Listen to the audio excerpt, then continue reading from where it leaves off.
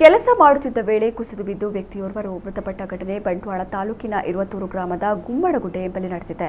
ಬೆಳ್ತಂಗಡಿ ತಾಲೂಕಿನ ಆರಂಬೋಡಿ ಗ್ರಾಮದ ಪಡೀಲು ನಿವಾಸಿ 45 ವರ್ಷದ ಶಿವಣ್ಣ ಶೆಟ್ಟಿ ಮೃತ ವ್ಯಕ್ತಿ. ಇವರು ಇರುವತ್ತೂರು ಗ್ರಾಮದ ಗುಮ್ಮಡಗುಡ್ಡೆ ಆತಿಕ್ ಸಾಹೇಬರ ಮನೆಯಲ್ಲಿ ಅಡಕೆ ಮರ ಕಡಿಯುವ ಕೆಲಸ ಮಾಡಿಕೊಂಡಿದ್ರು. ಮಧ್ಯಾಹ್ನ ಸುಮಾರು 12:30 ವೇಳೆಗೆ ಏಕಾಏಕಿ ಕುಸಿದು ಬಿದ್ದ ಅವರನ್ನು ಬಂಟ್ವಾಳ ಸರ್ಕಾರಿ ಆಸ್ಪತ್ರೆಗೆ ಕರೆದುಕೊಂಡು ಹೋಗಿ ಅಲ್ಲಿ ಪರೀಕ್ಷೆ ನಡೆಸಿದಾಗ ಅವರು ಹೃದಯ ಸಂಬಂಧಿ ಕಾಯಿಲೆಯಿಂದ ಸಾವನ್ನಪ್ಪಿರಬಹುದು ಎಂದು ವೈದ್ಯರು ತಿಳಿಸಿದ್ದಾರೆ.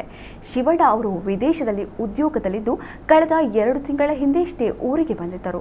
ಅವರು ಹೊಸ ಮನೆಯನ್ನು ಕಟ್ಟಿದ್ದು 2 ವಾರಗಳ ಹಿಂದೆಷ್ಟೇ ಗೃಹ ಪ್ರವೇಶ ಕಾರ್ಯಕ್ರಮ ನಡೆದಿತ್ತು ಎಂದು ಹೇಳಲಾಗಿದೆ. ಶಿವಣ್ಣ ಅವರ ಸಾವಿನ ಬಗ್ಗೆ ಪುಂಜಾಲಕಟ್ಟೆ ಪೊಲೀಸ್ ಠಾಣೆಯಲ್ಲಿ ಪ್ರಕರಣ ದಾಖಲಾಗಿದೆ.